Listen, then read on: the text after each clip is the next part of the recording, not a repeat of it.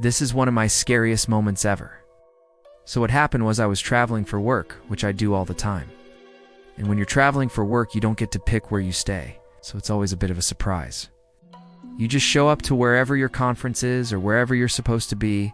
They give you a little packet, like here's your room key, here's your badge, have a good time at the conference. Oh, by the way, here's a map of the hotel so that you can find your room. And I did that. I got the map and then I went off to find my room, and this hotel was massive. It was like one of those old school hotels where it takes you like 5 minutes to walk from one end to the other. Like it took me a while to find my room, and also there was no cell service in this hotel. I'm a bit of a germaphobe, so I always use hand sanitizer. And right before I found my room, I used the hand sanitizer. And it was in that moment that I realized I had used the last of the hand sanitizer. This story is getting a little dark. Let's light a candle. What kind of scent do you want? We're going with fresh baked goodness. That's a good one.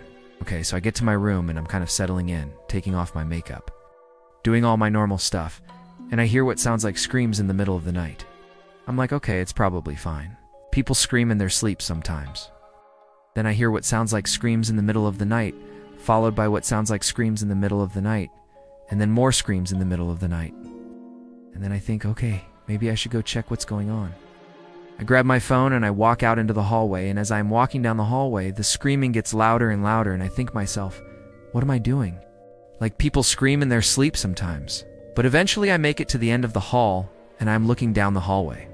I see a figure standing at the end of the hallway, and I'm like, okay, that's weird. The person turns around and it's like this creepy old lady, and she's staring at me and I'm staring at her. And I'm like, hi. I'm gone. Nah. Say hi. And then I realize I do and actually want to talk to this woman, and she doesn't say anything back. She just keeps staring at me, and then she walks away slowly.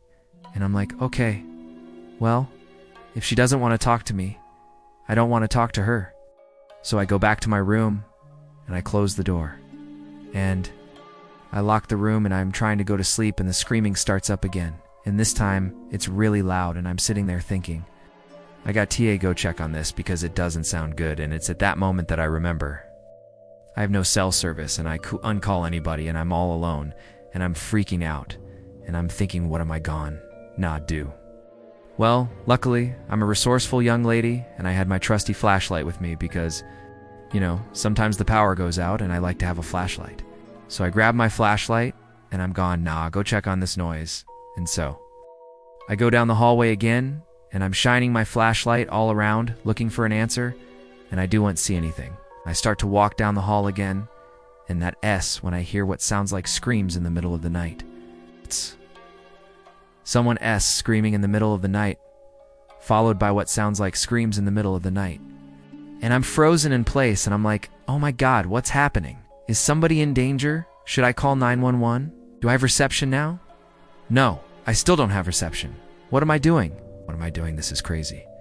Well, I decided the best plan was to keep following the screams in the middle of the night until they led me to the source, and hopefully the source would be a person who could help me figure out what was going on.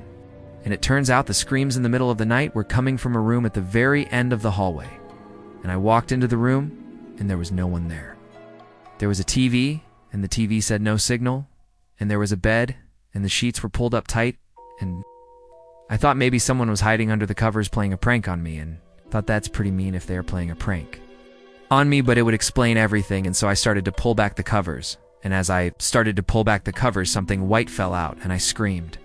And it was a pair of socks, and then I looked under the bed and I saw another pair of socks, and I was like, okay, this is not funny anymore. And then I noticed that the door was open, and I had noticed that before, and I opened the door wider, and I looked out into the hallway. I saw the exact same hallway that I had come from, but it was different somehow, and I walked out into the hallway, and I walked to the end of the hallway.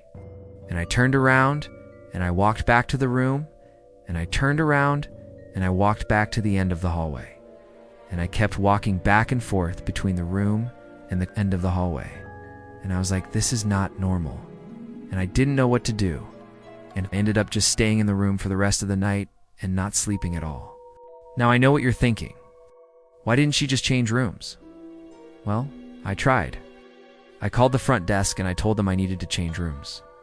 Because I thought maybe the air conditioning was on or something and making noise. And the lady on the phone was like, yeah, no, we're not going to be able to do that. So we're fully booked. And I was like, but they're screaming in the middle of the night. And she was like, yeah, no, we're not going to be able to do that.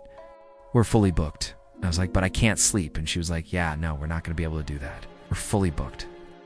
And then she hung up on me. And I was like, wait, what? That's it. Bye. And then I sat there and I was like, what am I going to do? This is crazy. Well, I had no choice but to confront whatever was in that room. And I decided that the next morning, I was going to go back into that room and I was going to figure out what was going on. And I ended up sleeping in my chair most of the night. The next morning comes around and I get up and I am shaky and I am nervous and I am like, okay, I'm gone.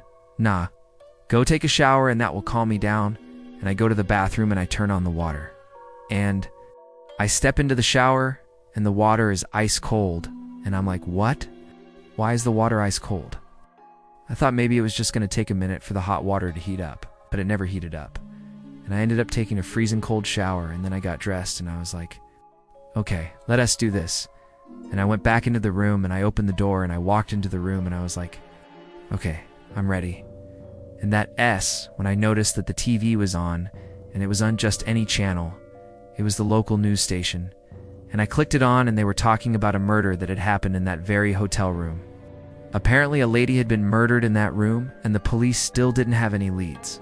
I was like, oh my God, I spent the night in a haunted hotel. Well, I'm curious. Have you ever stayed in a haunted hotel? Let me know in the comments. Also, do you have a scary story you want to share? Send it to the email below. I love reading your stories. Thank you for watching. See you later.